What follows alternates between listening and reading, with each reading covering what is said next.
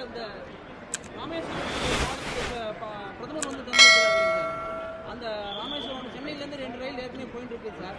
பிரதமர் வேணா ஒன்று பண்ணிட்டு இருக்காரு சார். கோயம்புத்தூர் வேணா 100 வருஷத்துக்கு மேலே ஆச்சு இன்னும் ரயில் விடலை அப்படின்னு சொல்லி இங்கே தொழில்துறையினரும் எல்லாருமே கேட்குறாங்க சார். அந்த முயற்சி நீங்கள் என்ன சார் பண்ணுறீங்க சார்? அண்ணே, மிகுந்த நியாயமான கேள்வி. இது பதில் சொல்றதுக்கு முன்னாடினா பத்திரிகை நண்பர்களுக்கு வணக்கத்தை சொல்லிட்டு உகாதி பண்டிகையினுடைய நல்வாழ்த்துக்களை எல்லா நம்முடைய சொந்தங்களுக்கு இந்த நேரத்தில் தெரிவித்துக் கொள்கின்றோம். சென்னையிலிருந்து ராமேஸ்வரத்துக்கு நீங்கள் சொன்னது போல ஒரு நாளைக்கு 2 ட்ரெயின் ஆல்ரெடி போயிட்டு இருக்கு.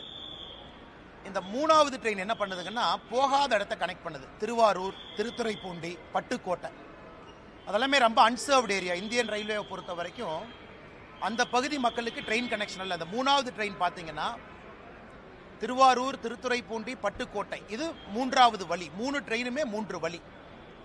ஆனால் எங்களுடைய பெரிய மகிழ்ச்சி என்னன்னா திருவாரூரில் பல ஆண்டு காலமாக கேட்டுக்கிட்டு இருக்கிறாங்க. இன்னைக்கு அந்த 3வது ட்ரெயின் சென்னையிலிருந்து ராமேஸ்வரம் போகும்பொழுது மக்களுக்கு சென்னை கனெக்டிவிட்டியாக இருக்கட்டும், டெல்டா பகுதி கனெக்டிவிட்டி எல்லாத்தையும் கொடுக்குதுங்கண்ணா. நாம் இந்த ட்ரெயின் எப்போ அமைச்சர் ஒத்துக்கிட்டாங்களோ டெல்லியிலேயே கோரிக்கை வச்சுட்டு வந்துட்டோம். கோயம்புத்தூர், ராமநாதபுரம், ராமேஸ்வரத்துக்கு ஒரு ட்ரெயின் கனெக்ஷன் வேண்டும். காரணம், நிறைய சகோதர சகோதரிகள் வேலைக்காக இந்த பக்கம் வர்றாங்க, கோவில் தரிசனத்துக்காக ஒரு பக்கம் போகிறாங்க.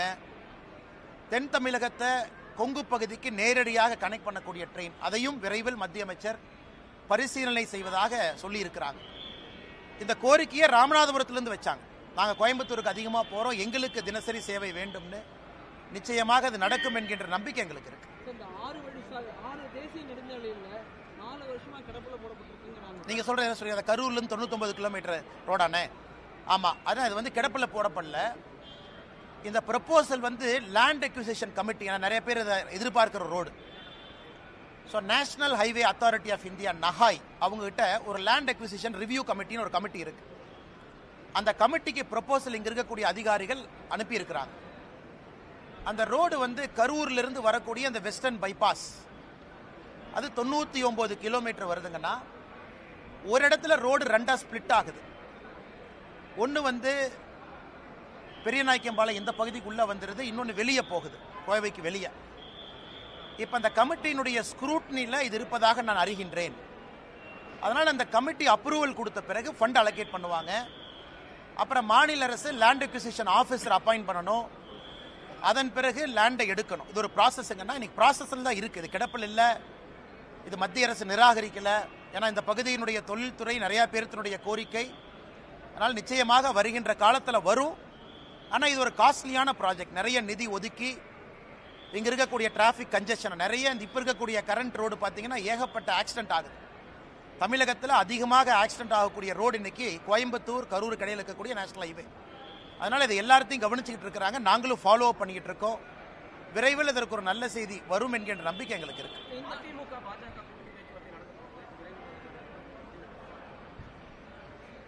ஆனால் அதை பற்றி நான் எதுவும் பேச விரும்பலைங்கன்னா, காரணம் எங்களுடைய தலைவர்கள், தேசிய தலைவர் நட்டா அவர்களாக இருக்கட்டும், உள்துறை அமைச்சர் அமித்ஷா அவர்களாக இருக்கட்டும், நம்முடைய அமைப்பு பொதுச் செயலர் சந்தோஷ்ஜி அவர்களாக இருக்கட்டும், பாரதிய ஜனதா கட்சி தமிழ்நாடு தொண்டர்களுடைய கருத்தை ஒரு தலைவராக நான் பிரதிபலிச்சிருக்கிறேன். இன்னைக்கு தமிழ்நாடு அரசியல் களம் எப்படி இருக்கு, அரசியல் களம் எப்படி மாறி இருக்கு. ஒரு இந்தியா டுடே அப்ரூவல் ரேட்டிங், அந்த சி ஓட்டர் சர்வே நேற்று ஒன்று போட்டாங்க. அந்த சி ஓட்டர்ல ஒரு மாநிலத்தினுடைய முதலமைச்சருடைய அப்ரூவல் ரேட்டிங் வெறும் 27% இருக்கு. வெறும் 27%. இந்தியாவில் ஒரு மாநிலத்தினுடைய எவ்வளவு மோசமான முதலமைச்சராக இருந்தாலும் ஒரு 40-43% இருப்பாங்க. நல்ல முதலமைச்சராக இருந்தால் 65% போவாங்க. ஒரு மாநிலத்தினுடைய முதலமைச்சருடைய அப்ரூவல் ரேட்டிங் 27%. அதாவது 4ல் ஒருத்தர், 4ல் 3 பேர் வேண்டாங்கிறாங்க, 4ல் ஒருத்தர் தான் வேணுங்கிறாங்க. அது எங்களுடைய கள ஆய்வும் கூட அதே தான் சொல்லுது. அதே நேரத்தில் தமிழகத்தில் பிரதான கட்சிகள் எப்படி இருக்கிறாங்க, பாரதிய ஜனதா கட்சி, தேசிய ஜனநாயக கூட்டணி, நம்மோடு இருக்கக்கூடிய அண்ணன் டிடிவி தினகரன் அவர்களாக இருக்கட்டும், அண்ணன் ஓபிஎஸ் அவர்களாக இருக்கட்டும், தென் தமிழகத்தினுடைய சூழ்நிலை எப்படி? தமிழகத்தை பொறுத்த வரைக்கும் எல்லா ஜோனும் ஒரே மாதிரி மக்கள் ஓட்டு போட மாட்டாங்க. தென் தமிழகம் வேறு, வாக்கு செலுத்துவதிலே கொங்கு பகுதி வேறு, மத்திய மண்டலம் வேறு, டெல்டா பகுதி வேறு, சென்னை சுற்றி இருக்கக்கூடிய 36 தொகுதிகள் வேண்டும். ஏன்னா நீங்கள் தென் தமிழகம் எடுத்தீங்கன்னா மதுரை கீழே 60 தொகுதிங்கன்னா 60 தொகுதியினுடைய பெர்ஃபார்மன்ஸ் வேற மாதிரி இருக்கும். கொங்கு பகுதி 54 தொகுதி. நீங்க தருமபுரி கிருஷ்ணகிரி இணைச்சிக்கிட்டீங்கன்னா 54 தொகுதி. 60 54 பார்த்தீங்கன்னா 114. சென்னையினுடைய 36 அதையும் சேர்த்துனீங்கன்னா 150. இந்த மூன்றினுடைய தன்மை என்ன? மிச்சம் இருக்கக்கூடிய 84 தொகுதிகள் வட தமிழகமா இருக்கட்டும், மத்திய மண்டலமா இருக்கட்டும். அதனால இது எல்லாத்தையும் யோசிக்கணுங்கண்ணா. ஒரு கட்சி தமிழ்நாட்டில் ஜெயிக்கணும்னா 5 மண்டலத்தில் 3 மண்டலத்தை அந்த கட்சி ஜெயிக்கணும். ஒரு கூட்டணியோ கட்சியோ தமிழகத்தில் ஆட்சி களத்துக்கு வர்றாங்கன்னா இந்த 5 மண்டலத்தில் 3 மண்டலத்தை ஜெயிக்காம யாரும் ஆட்சிக்கு வரவே முடியாது. தென் தமிழகத்தையும் ஜெயிச்சு, கொங்கையும் ஜெயிச்சு, சென்னை உட்பட வேற எல்லா பகுதியிலையும் 3 குறைந்தபட்சம் ஜெயிக்கணும். ஸ்வீப் வரணும். 180 190 சீட் நீங்க அடிக்கணும். 234க்குன்னா 4 ஜெயிக்கணும். எனக்கு தமிழகத்தில் பத்திரிகை நண்பர்கள் நீங்களா இருக்கிறீங்க. அந்த சூழ்நிலை எப்படி இருக்குன்னு உங்களுக்கும் தெரியும், எனக்கும் தெரியும். அதனால என்னுடைய வேலை இந்த கட்சியினுடைய தலைவனாக, தொண்டனாக, இது எல்லாத்தையும் மைக்ரோ லெவல் அனாலிசிஸ். நான் எப்பவுமே மேம்போக்கா பேச முடியாது. நான் பத்திரிகையில பேசுறது வேணுங்கண்ணா. எங்களுடைய தலைவர்களுக்கு நான் ஒரு பிரீஃபிங் கொடுக்குறேன் அப்படின்னா மைக்ரோவா போகணும்.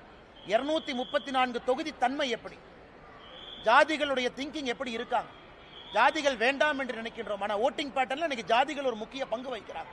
அவங்க எப்படி யோசிக்கிறாங்க, தலைவர்கள் எப்படி பார்க்கறாங்க, தமிழ்நாட்டினுடைய பொருளாதார சூழ்நிலை மக்கள் ஓட்டு செலுத்துவதில் மாற்றத்தை ஏற்படுத்துதா?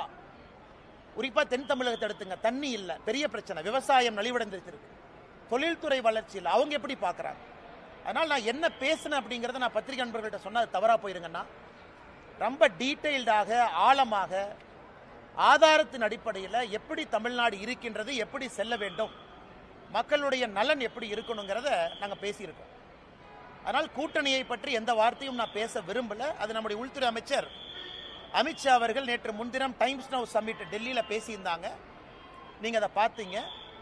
அதனால் அவருடைய கருத்தை, இந்த விஷயத்தை பொறுத்தவரை இறுதி கருத்தாக நீங்கள் எடுத்துக்கங்க. என்னை பொறுத்தவரை தமிழகம் நன்றாக இருக்கணும், மக்கள் நல்லா இருக்கணும். அதே நேரத்தில் பாரதிய ஜனதா கட்சியினுடைய வளர்ச்சி தங்குதடை என்று இருக்கணும் அப்படிங்கிறது நான் ரொம்ப தெள்ள தெளிவாக இருக்கேன். எனக்கு எந்த ஒரு தலைவரின் மீதோ எந்த ஒரு கட்சியின் மீதோ கோபம் கிடையாது, யாருக்கும் எதிரானவன் கிடையாது. பாரதிய ஜனதா கட்சியினுடைய வளர்ச்சி எனக்கு முதன்மை, தமிழகத்தினுடைய நலன் அதைவிட முதன்மை. அதனால பொறுத்திருந்து பாருங்க. நான் ஏற்கனவே என்னுடைய ஸ்டாண்டை பொறுத்த வரைக்கும் எப்பொழுதுமே நான் ஓப்பனாக தான் இருந்திருக்கேன். அதில் எந்த மாற்று கருத்தும் இல்லை. நான் டெல்லியில் பேசும்பொழுது தொண்டனாக பணியாற்றவும் தயார் என்கின்ற வார்த்தையும் பயன்படுத்தியிருக்கேன். அதனுடைய பொருளையும் நீங்கள் நல்லா உணர்ந்துக்குங்க. அதனால் அண்ணாமலை அரசியலுக்கு வந்திருப்பது பவருக்காக கிடையாது.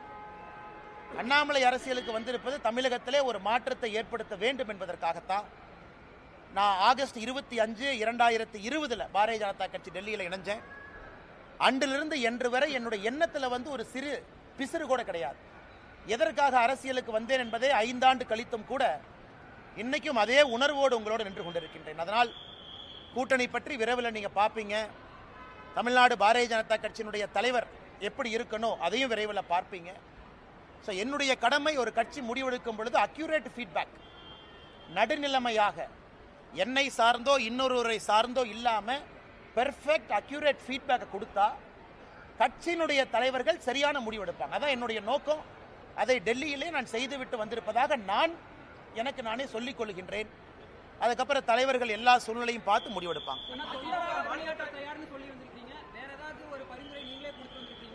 அண்ணே, அதை நான் பற்றி நான் பேச விரும்பலைங்கண்ணே. அது நான் அதுக்குள்ளே போக விரும்பலை.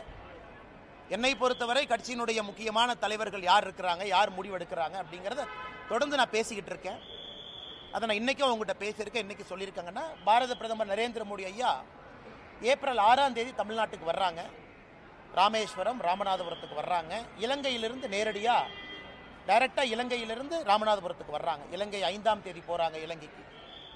அது முடித்த பிறகு மண்டபத்துக்கு வர்றாங்க. மண்டபம் வந்த பிறகு பாரத பிரதமர் நரேந்திர மோடி ஐயா அவர்கள் பாம்பன், அந்த புதிதாக இந்த புதிய டெக்னாலஜியோடு வடிவமைத்திருக்கக்கூடிய பாலத்தை திறப்பு விழா செய்கிறாங்க. அதன் பிறகு கோவிலுக்கு போகிறாங்க. ஒரு முக்கிய ஜோதிர்லிங்க கோயிலாக இருக்கக்கூடிய ராமேஸ்வரம் கோயிலுக்கு போய் ஆண்டவன் தரிசனம் முடிச்சுட்டு government meeting, government public meeting, அதாவது பாரதிய ஜனதா கட்சியினுடைய பொதுக்கூட்டம் இல்லை, அரசு நடத்தக்கூடிய பொதுக்கூட்டத்தில் பிரதமர் பங்கேற்று புதிய திட்டங்களுக்கான அறிவிப்பு எல்லாம் செஞ்சுட்டு பிரதமர் அவர்கள் மதுரை வழியாக டெல்லிக்கு திரும்பி போறாங்க. இது ஏப்ரல் 6ஆம் தேதி நடக்கிறது. அதற்கான பணிகள் எல்லாம் கூட நம்முடைய கட்சி தொண்டர்கள் செய்து கொண்டிருக்கின்றார்கள். அதுவும் எங்களுக்கு முக்கியம். பிரதமர் அவர்கள் தேர்தலுக்கு பிறகு 2024 லோக்சபா தேர்தலுக்கு பிறகு தமிழ்நாட்டுக்கு வரக்கூடிய அவருடைய முதல் விசிட் இது. அதையும் வெற்றிகரமாக அந்த பகுதியில் நடத்தி காட்ட வேண்டும் என்கின்ற முனைப்போடு இருக்கிறோம். அதனால் அரசியல் என்ன நடக்கும், எப்படி நடக்கும், எந்த நேரத்தில் நடக்கும், அதெல்லாம் சரியான நேரத்தில் நடக்குங்கன்னா மாநில தலைமை வந்து அதிமுகவுடன் கூட்டணி இல்லை அப்படிங்கிறது ஒரு தெளிவாக இருக்கும். எந்த காலத்தில் கூட்டணி இல்லை அப்படிங்கிறது அண்ணா ஒரு நிமிஷங்கண்ணா, அண்ணா ஒரு நிமிஷம். நீங்கள் என்னைய பார்ப்பீங்கண்ணா, வருங்காலத்தில் என்னை பார்ப்பீங்க. எதையும் மாற்றி பேசுவோன்னு அந்த அண்ணாமலை அல்ல, நீங்கள் பார்ப்பீங்க. அண்ணாமலையை பொறுத்தவரை ஆகஸ்ட் 25, 2020 எதற்காக அரசியலுக்கு வந்தனோ அந்த வெறியும் அந்த பசியும் அந்த நெருப்பும் உள்ள எரிஞ்சுக்கிட்டு இருக்கு. அதே நேரத்தில் கட்சி முதன்மையானது. இந்த கட்சியில் நான் ஒரு தொண்டன். இந்த கட்சி முதன்மையானது. இந்தியாவுடைய அரசியல் சரித்திரத்தை பார்க்கும் பொழுது பாரதிய ஜனதா கட்சியை பொறுத்தவரை நிறைய இடத்துல நாம் முடிவுகள் எடுத்திருக்கின்றோம். எல்லா முடிவுகளும் ஒரு தொலைநோக்கு பார்வையோட தான் நம்ம முடிவு எடுத்திருக்கோம். அதனால் என்னை பொறுத்தவரை நான் தெளிவாக இருக்கின்றேன். நான் ஏற்கனவே உங்களுக்கு நிறைய பேசிட்டேன் டெல்லியில். என்னால் யாருக்கும் பிரச்சனை வராது. அதே நேரத்தில் மாற்றி மாற்றி பேசுகிறவன் அண்ணாமலை கிடையாது. அண்ணா போன வருஷம் அப்படி சொன்னீங்க, இந்த வருஷம் இப்படி சொன்னீங்க, 2025 ஜூனில் அப்படி சொல்லுவீங்களா? என்னுடைய ஸ்டாண்ட் எப்பவுமே ஒன்று தாங்கண்ணா. தமிழ்நாடு முதன்மையாக இருக்கணும், பாரதிய ஜனதா கட்சியினுடைய வளர்ச்சி இருக்கணும். அதில் என்னுடைய தனிப்பட்ட வளர்ச்சியோ இன்னொருடைய வளர்ச்சி முக்கியம் கிடையாது.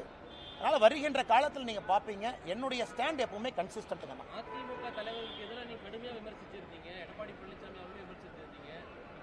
அந்த ஸ்டாண்ட் உறுதியாக இருக்கீங்களா? அண்ணா ஒரு நிமிஷம். அதாவது யாரை பற்றியும் நான் கடுமையாக விமர்சிக்கல, கருத்துக்களை கருத்துக்களாக வைத்திருக்கின்றேன். அது சகோதரர் விஜய் அவர்களாக இருக்கட்டும், நம்முடைய மாண்புமிகு முதலமைச்சர் ஐயா ஸ்டாலின் அவர்களாக இருக்கட்டும். நான் இந்தியா ஃபுல்லாக பிரச்சாரத்துக்கு போகிறேன். நவீன் பட்நாயக் அவர்கள் ஒரிசாலிருந்து, கர்நாடகாவிலிருந்து, ஆந்திராவிலிருந்து, டெல்லி அரவிந்த் கெஜ்ரிவால் அவர்லேருந்து எல்லா மாநிலத்திற்கும் கிட்டத்தட்ட 13 மாநிலத்தில் இந்த 3 ஆண்டுகள் நான் பிரச்சாரம் பண்ணியிருக்கேன். 13 மாநிலத்தில் எல்லா இடத்திலும் கூட எனக்கு என்ன தனிப்பட்ட விருப்பு வெறுப்பா? எனக்கும் அரவிந்த் கெஜ்ரிவால் அவர்களுக்கும் பங்காளி சண்டையா? கருத்துக்களை கருத்துக்களாக எதிர்கொண்டிருக்கின்றேன். கருத்துக்களை கதிர்க்களாக எதிர்கொள்ளணும். ஏன்னா ஐடியாலஜிக்கலி நம்ம ஸ்டாண்டு வேற வேற ஸ்டாண்டாக இருக்கு. அது மாற்று வேறு மாநில அரசியலாக இருக்கட்டும், தமிழகத்தினுடைய அரசியலாக இருக்கட்டும், எங்களுடைய கருத்துக்களை சில இடத்துல வலிமையாக சொல்ல வேண்டி இருக்கு. அதுதான் பண்ணியிருக்கேன். அதனால கடுமையாக விமர்சிச்சாங்க அப்படிங்கிற வார்த்தையை வழங்கன்னா கருத்துக்களை கருத்துக்களாக எதிர்கொண்டிருக்கின்றேன். வருகின்ற காலத்தில் நீங்க பார்ப்பீங்க என்னுடைய ஸ்டாண்டில் எந்த மாற்றமும் இல்லைங்க. அண்ணே நான் யாருடைய தனிப்பட்ட இதை பற்றி நான் கருத்து சொல்ல விரும்பலிங்கன்னா அந்தந்த தலைவர்களை எப்படி பார்க்குறாங்க அப்படிங்கிறத அவங்க பிரதிபலிக்கிறாங்க. நான் ஏற்கனவே சொல்லியிருந்தேன், ஒரு மாநிலத்தினுடைய எதிர்க்கட்சி தலைவர் ஒரு நாட்டினுடைய உள்துறை அமைச்சரை சந்திப்பது எந்த விதத்திலும் தவறு இல்லை என்று சொன்னவன் நான். இன்னைக்கு தமிழ்நாட்டிலிருந்து ஃப்ளைட்டில் யார் ஏறினாலும் டெல்லிக்கு தான் வர்றாங்க, பாரதிய ஜனதா கட்சி தலைவர்களை தான் பார்க்குறாங்க அப்படின்னு மீடியாவில் நிறைய யூகம் எழுதுறீங்க. அண்ணன் செங்கோட்டையன் அவர்கள், மதிப்புக்குரிய அண்ணன் செங்கோட்டையன் அவர்களுடைய பயணம், அதில் யூகத்தை எழுதுறீங்க. பாரதிய ஜனதா கட்சியை பொறுத்தவரை திரைமறைவில் யாரையும் சந்தித்து பேச வேண்டிய அவசியம் பாரதிய ஜனதா கட்சிக்கு இல்லை. நாங்கள் எப்பொழுதுமே வெளிப்படையாகத்தான் இருக்கிறோம். காங்கிரஸ் போல டெல்லியில் அமர்ந்து தமிழ்நாட்டினுடைய அரசியலை பாரதிய ஜனதா கட்சி எப்பொழுதும் கட்டுப்படுத்தாது. அது பாரதிய ஜனதா கட்சியினுடைய சரித்திரமே சாட்சி. அதனால மீடியாவில் வரக்கூடிய யூகங்களுக்கு நான் பதில் சொன்னால் அது தவறாக போயிருங்கண்ணா.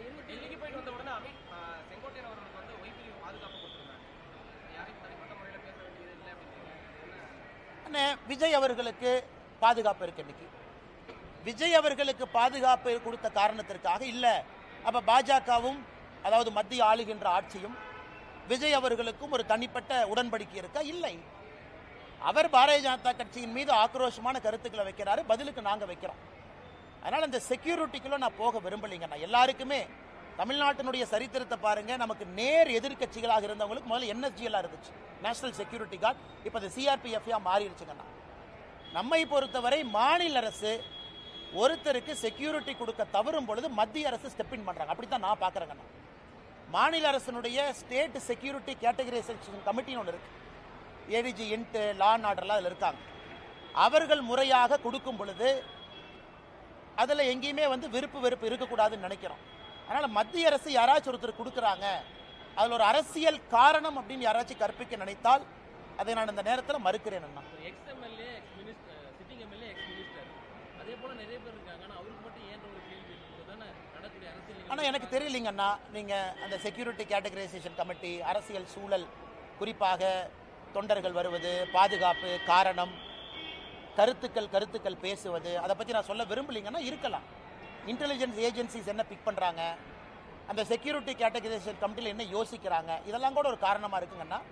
பட் நான் விஜய் அவர்களுக்கும் இதே தான் சொல்கிறேன், அண்ணன் செங்கோட்டையன் அவர்களுக்கு இதே தான் சொல்கிறேன். மாற்று கருத்து பேசக்கூடிய நண்பர்களுக்கும் நம்ம கொடுத்துருக்கிறோமே, அப்போ நமக்கும் விஜய் அவர்களுக்கும் உறவா? நிச்சயமாக கிடையாது. அப்போ நமக்கும் செங்கோட்டையன் அண்ணனுக்கும் உறவா? நிச்சயமாக கிடையாது. இது வந்து அந்த ரீதியில் தான் நீங்கள் பார்க்கணுங்க. மேடம் கேளுங்க மேடம். மேடம் இன்னவே எல்லா அரசியல் கட்சிகளும் அவருடைய நிலைப்பாட்டை தெரிவிச்சிட்டாங்கன்னா மக்களுக்கு அது ரொம்ப சௌரியமாக போயிடும். சகோதரர் விஜய் அவர்களாக இருந்தாலும் கூட அரசியல் எதுக்கு வந்திருக்காங்க, யாரை எதிர்க்கிறாங்க, என்ன காரணத்திற்கு இங்கே அரசியல் பண்ணுறாங்க, அந்த நிலைப்பாட்டை தெரிவிக்கணும். அதனால் சகோதரர் அவர்கள் நிலைப்பாட்டை, விஜய் அவர்கள் நிலைப்பாட்டை தெரிவிச்சுக்கிறாங்க, நான் வரவேற்கிறேன், நோ ப்ராப்ளம். இதுக்கு தான் அரசியல் வந்திருக்கேன். பட் நாங்கள் திமுகவையும் எதிர்க்கின்றோம், இப்படித்தான் எதிர்க்கிறோம். அதாவது திமுகவை எதிர்க்கும் பொழுது பாரதிய ஜனதா கட்சியினுடைய கொள்கையும் திமுக கொள்கையும் 1008 வித்தியாசம் இருக்கு. திமுக 2 மொழி, நாங்கள் 3 மொழி பேசுகிறோம். திமுக நீட்டு வேண்டாம், நாங்கள் நீட்டு வேண்டுன்னு சொல்கிறோம். திமுக வக்ஃப் போர்டுக்கு எதிரி, நாங்கள் வக்ஃப் போர்டு வேணும்னு சொல்கிறோம். இது எதிர்ப்பு, அதாவது கொள்கை ரீதியான எதிர்ப்பு. அதனால் இன்னைக்கு மக்கள் அரசியல் கட்சிகளை பார்ப்பாங்க, வெறுமனே எதிர்க்கிறீங்களா, பேச்சுக்காக எதிர்க்கிறீங்களா, இல்லை எதிர்க்கிறீங்கன்னா உங்களுடைய கொள்கை அடிப்படையிலே மாறுபட்ட கொள்கையா, இது மக்கள் பார்ப்பாங்க. இன்னைக்கு பாரதிய ஜனதா கட்சியினுடைய எதிர்ப்பு என்பது அடிப்படையிலே மாறுபட்ட கொள்கையோடு திராவிட முன்னேற்ற கழகத்தை நாம் எதிர்த்து கொண்டிருக்கின்றோம்.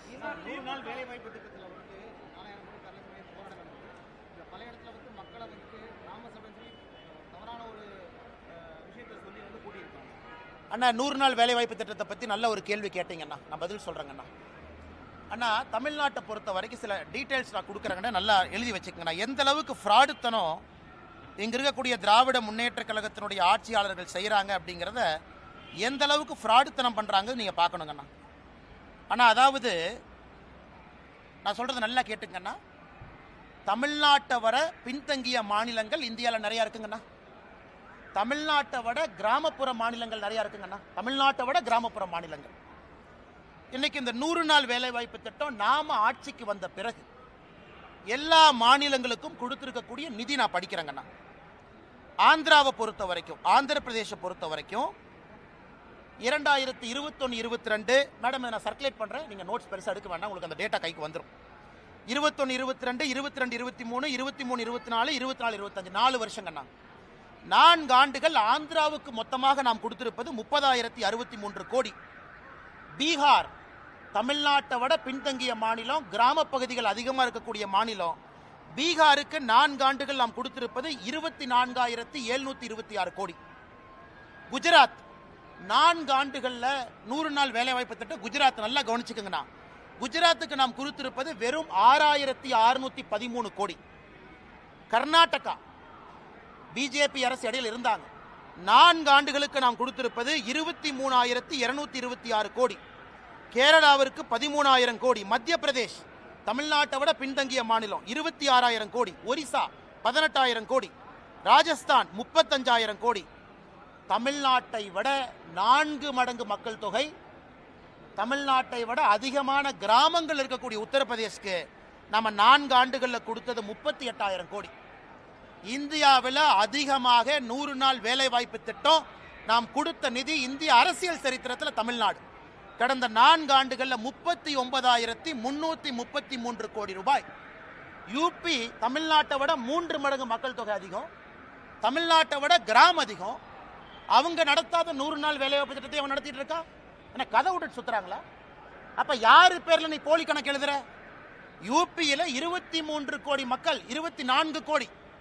யூபியில 38,687 கோடி. தமிழ்நாட்டில் 8.5 கோடி மக்கள் தொகை. தமிழ்நாட்டில் எவ்வளவு காசு வாங்கியிருக்காங்க? 39,338 கோடி. இதை கனிமொழி அக்கா பார்லிமெண்ட்ல பேச மாட்டாங்களா? நான் டேட்டா உங்களுக்கு இப்ப முடிச்சோன்னே கொடுக்குறேன், டேபிள் போட்டு. அது மட்டும் இல்லைங்கன்னா, தமிழ்நாட்டுக்கு கொடுத்திருக்கக்கூடிய 100 நாள் வேலைவாய்ப்பு திட்டத்தினுடைய நிதி என்பது மகாராஷ்டிரா, தெலங்கானா, சத்தீஸ்கர் 3 மாநிலத்தை சேர்த்துனாலும் தமிழ்நாட்டினுடைய நிதியை விட குறைவா வாங்கியிருக்கிறாங்க. என்ன நியாயம் இது? அதுக்கு அடுத்தது பாருங்க, மொத்தம் கிராம பகுதி மக்கள் தொகை, அக்கா கேட்பாங்க, இந்து அக்கா, அண்ணா நீங்க இப்படிலாம் சொல்லக்கூடாது, கிராம பகுதி ப்ரொபோஷனேட் சொல்லுங்க.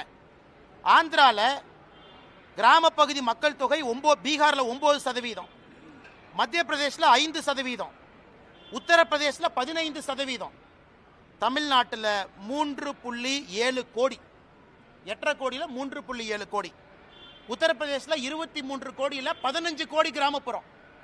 23 கோடி மக்கள் தொகையில் 15 கோடி கிராமப்புறம், அவன் 38,000 கோடி. 8 கோடி மக்கள் தொகையில் 3.7 கோடி கிராம மக்கள், ஆனால் நான் 39. அப்ப இடையில எவனோ பணத்தை சாப்பிட்றான். Clear, data clear. அப்ப இடையில எவன் பணத்தை சாப்பிட்றான்னு இப்ப தொலைட்டு இருக்கோம். இடையில பணத்தை சாப்பிட்றோன்னு தூக்கணும்.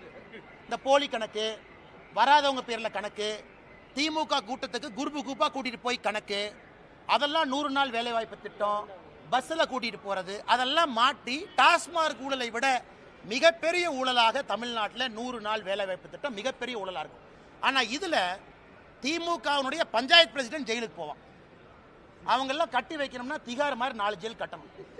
கோயம்புத்தூர் பஞ்சாயத்து பிரசிடென்ட்ல இதுல ஏறு, இந்த ராமநாதபுரத்துக்காரன்லாம் இதுல போ, இந்த பக்கமெல்லாம் இங்க போ, சென்னைக்காரன்லாம் இங்க வந்துரு. திமுகவுடைய பஞ்சாயத்து பிரசிடென்ட் எழுதின போலி கணக்கு டாஸ்மார்க் ஊழலை விட பல மடங்கு இந்த கணக்கு இருக்கும். இந்த டேட்டாவை உங்களுக்கு நான் சமர்ப்பிக்கிறேன், பத்திரிகை நண்பர் பாருங்க. அடுத்தது மேடம் நீங்க சொல்லுங்க, இன்னைக்கு 100 நாள் வேலை வாய்ப்பு திட்டத்தில் நம்ம எல்லாருக்குமே புரிதல் இருக்கு. சம்பளம் ஒரு பர்சன்டேஜ், சம்பளம் 1% வேலைக்கான மெட்டீரியல், இது ரெண்டுமே மத்திய அரசு கொடுக்குறாங்க. உதாரணத்துக்கு நான் ஒரு டேங்க் கட்டுறேன் அல்லது ஒரு குலை வெட்டுறேன், 100 ரூபாய் செலவுனா இன்னைக்கு 60-40 இருக்கும். அந்த டேங்க் வெட்டும் பொழுது சம்பளம் எவ்வளவு சதவீதம் கொடுக்கிறோம், டேங்க் வெட்டுறதுக்கான உபகரணங்கள். தமிழ்நாட்டில் இன்னைக்கு நிலுவையில் இருக்கக்கூடிய சம்பளம் 87%. மொத்த காஸ்ட்ல 87% சம்பளம் பாக்கினா அது 60-40 தான் இருக்கணும். அப்ப 87% சம்பளம் பாக்கினா நீ போலி கணக்கு எழுதுற. நீ போலி கணக்கு எழுதுறதுனால வேஜ் பில் அதிகமாகுது, மெட்டீரியல் பில் அதிகமாகல. இதையெல்லாம் நான் மத்திய அரசுக்கு கடிதமாக ஆதாரபூர்வமாக ஈரோட்டில் ஒரு பஞ்சாயத்து எடுத்து, ஒரு பஞ்சாயத்தில் மட்டுமே நடக்கக்கூடிய தவறுகளை நான் கடிதம் எழுதிட்டேன். இந்த கேள்வி நீங்க கேட்ட பிறகு ரிலீஸ் பண்ணுங்கிறதுக்காக வெயிட் பண்ணோம். இப்போ ட்விட்டர் பக்கத்தில் 1 மணி நேரத்தில் இந்த டேட்டாவை போட்டுறோம். அதனால் எங்களை பொறுத்தவரை மத்திய அரசு ஒரு சிறப்பு அதிகாரிகள் குழுவை போட்டு தமிழ்நாட்டில் 39,000 கோடி ரூபாயும் ஆடிட் பண்ணி, இந்த பெருச்சாளிகள் எவன்லாம் பணம் திருண்டானோ 4 சிறைச்சாலையை மத்திய அரசினுடைய பணத்தில் கட்டி அந்த 4 சிறைச்சாலையை நப்பிட்டு தான் அடுத்த பைசா கொடுக்கணும். நான் சொல்றது கரெக்ட் தானே? இந்த டேட்டாவை பார்த்துட்டு மேடம் என்கிட்ட, அண்ணா நீங்க கொடுத்த டேட்டா தப்பு, 15 கோடி கிராம மக்கள் தொகை, 23 கோடி யூபி, அவன் 38,000 கோடி, 8 கோடி மக்கள் தொகையில 3 கோடி கிராமப்புறம், நாம 39,000 கோடி. இந்த மாதிரி அல்வாவை எங்கேயாச்சும் இந்தியாவில் பார்த்துருக்கீங்களான்னா இதை நாங்க பேசக்கூடாதாமா. இதுல அடுத்த கட்ட அல்வா பாருங்க. இதுல கிராம சபையை கூட்டுறாங்க, எல்லாம் கிராம சபை ஒடியாங்க. சரி, மக்கள் ஏதாவது ஸ்கீம் அனௌன்ஸ் பண்ணுவாங்கன்னு போனா மோடிக்கு எதிராக கொடி பிடிங்கிறான். அதுலதான் கிராம சபையில மக்கள் கொந்தளிச்சு எழுந்து, ஏயா 39,000 கோடி அந்த மனுஷன் பணம் கொடுத்துருக்கான், நீ பொய் கணக்கு எழுதி அந்த மனுஷன் தெரிஞ்சும் பணம் கொடுத்துருக்கான் மக்களுக்கு போட்டுன்னு, அந்த மனுஷனுக்கு எதிராக நீ கொடி பிடிக்க வைக்கிறையான்னு கிராம சபை கூட்டத்தில் திட்டினதுக்கு அப்புறம் துண்டகணம் துடிக்கணும் அமைச்சர் எல்லாம் ஓடி இருக்கிறாங்க. அண்ணன் KKS ராமச்சந்திரனை பார்த்தேன். அதனால் பத்திரிகை நண்பர்கள்ட்ட அன்பான வேண்டுகோள், இந்த 100 நாள் வேலைவாய்ப்பு திட்டத்தினுடைய ஊழலை பெரிய அளவில் நீங்கள் எடுத்து பேச வேண்டும் என்று தாழ்மையோடு நான் கேட்டுக்கிறேன். ஏன்னா இது ஏழை மக்களுக்கு போற காசு. இதை ஏன் சீரியஸா நான் பேசுறேன், நான் அரசியல் பேசினா கூட இது ஏழை மக்களுக்கு போற காசு. இதை எவனா இடையில பொய்க்கணக்கு எழுதி திருடுறான், அதை விடக்கூடாது. என் ட்விட்டர் பக்கத்தில் 1 மணி நேரத்தில் அந்த கணக்கை நான் போடுறேன், நீங்க பார்த்துட்டு அதன் பிறகு நீங்க சமாதானமாகி டிவியில் நீங்க பேசலாம். தலைவா, ஆமா ஐசிடி அது வர்றங்கண்ணே. அதில் கொஞ்சம் அன்பில் மகேஷனுடைய ஒரு பினாமி கம்பெனி அதில் இருக்குங்கண்ணே, ஒரு அண்ணா நகர் கம்பெனி ஒன்று, அதையும் நான் எடுத்திருக்கேங்கண்ணே. இவங்க தான் இந்த சிபிஐனுடைய ப்ராசிக்யூஷன் சாங்ஷன்லாம் பிடிங்கி வச்சிருக்காங்க. உதாரணத்துக்கு சவுக் சங்கர் மேட்டர், அதெல்லாம் கனெக்டட் தான். சவுக் சங்கர் மேட்டர்ல மத்திய அரசனுடைய பணம், நமஸ்தே அப்படிங்கிற ஒரு திட்டம் நம்மளுது, நமஸ்தே திட்டம். யாரெல்லாம் பணியாளர்கள் இருக்கிறாங்க, தூய்மை பணியாளர், அவங்கள ஓனர் ஆக்கக்கூடிய திட்டம். நல்லா புரிஞ்சுக்கணும், தூய்மை பணியாளர்களை ஓனர். ஐயா நீங்க எதுக்கு வேலை பார்க்குறீங்க, நான் உங்களுக்கு லோன் கொடுக்குறேன், நீங்க வண்டி வாங்குங்க. நீங்க செப்டிக் டேங்க் கிளீன் பண்ணுமா, மிஷின் வாங்குங்க, நீங்க அதை கிளீன் பண்ணுங்க அப்படிங்கிறத நமஸ்தே திட்டம். தமிழ்நாட்டில் அம்பேத்கர் ஐயா பேரில் அந்த திட்டத்தை பேரை மாற்றி மத்திய அரசுடைய பணம் வருது. 2 cooperative bank, Kanchipuram, Chennai central cooperative bank, 2 பேங்க்ல எப்படி போலித்தனமாக அக்கௌண்ட் ஆரம்பிச்சு எப்படி போலித்தனமாக அந்த பணத்தை ஸ்விண்டில் பண்ணிக்கான்னு காட்டுறேன். ஆனால் இதுக்கும் என்னால் சிபிஐட்ட போக முடியலையே. மத்திய அரசு பணமாக இருந்தாலும் காங்கிரசினுடைய தலைவர் செல்வ பெருந்தகை ஊழல் பண்ற ஆதாரம் கையில் அப்படியே இருக்கு, லட்டு மாதிரி இருக்கு. ஆனாலும் சிபிஐ உள்ள வர முடியல. காரணம், ப்ராசிக்யூஷன் சாங்ஷன் வித்ட்ரா பண்ணியிருக்கிறாங்க. அதனால் போராட்டம் போறோம், எடுக்க போறோம், எத்தனை நாள் தப்பிச்சு போயிடுவாங்க பார்க்கலாம். இவ்வளவு ஊழல்கள் நடக்குது.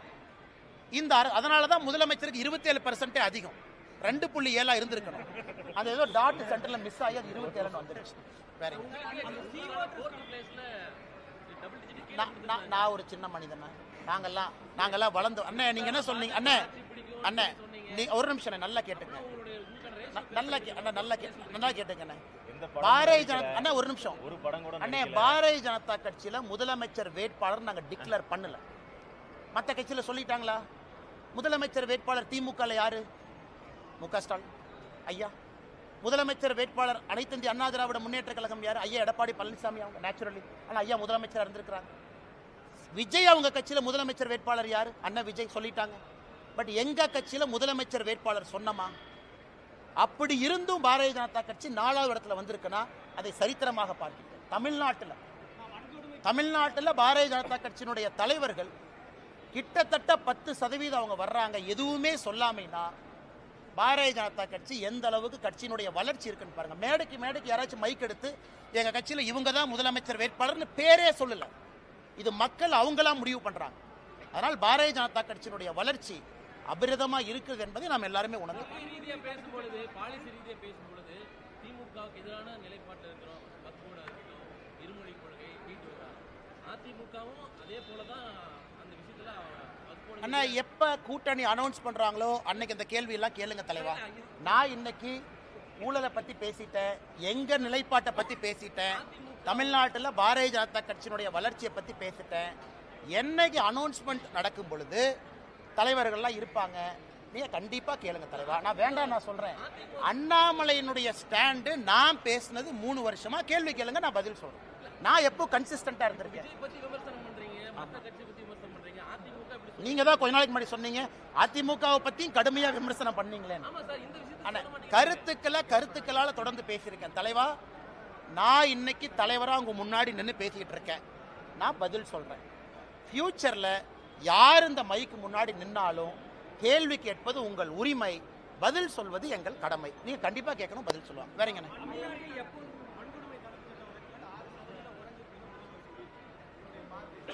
அண்ணே, நம்ம முதலமைச்சரை பொறுத்த வரைக்கும் டேட்டாவை கையில் எடுத்துக்குவாருண்ணே.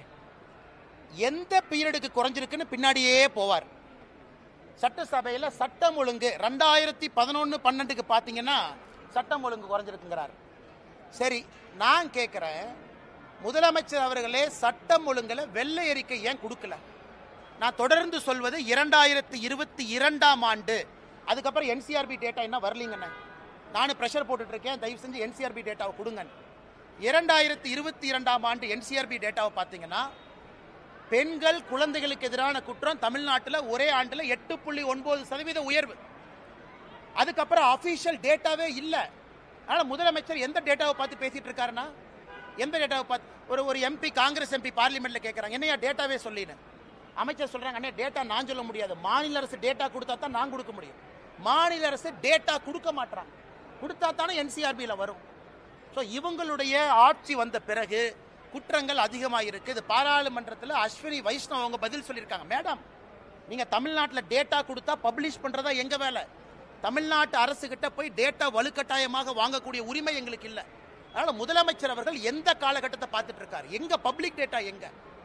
பத்திரிகை நண்பர்களுக்கு வெள்ளை அறிக்கை பப்ளிக் டேட்டா கொடுக்கணும். 2021, 22, 23, 24, 25 வேண்டாம், உங்க முன்னாடி கொடுக்கட்டும். உமன் அண்ட் சில்ட்ரன் எவ்வளவு, கேங் ரேப் எவ்வளவு, அட்ராசிட்டி அகேன்ஸ்ட் உமன் எவ்வளவு, SC ST prevention of atrocity act என்ன, எதுவுமே இல்லாம எப்படி நான் பதில் சொல்றது? எந்த பீரியடு, எந்த காலகட்டம், எந்த ரேஷியோ?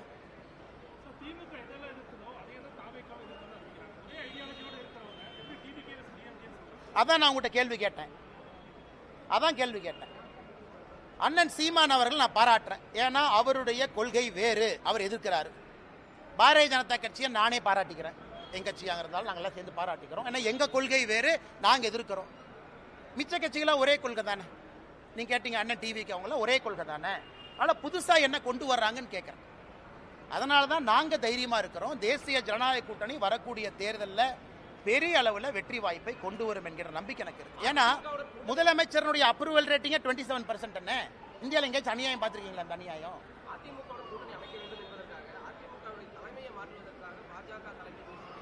எங்களுக்கு என்ன தலைவா? எங்களுக்கு இந்தியாவில் 1008 வேலை இருக்கு, இதான் எங்க வேலையா?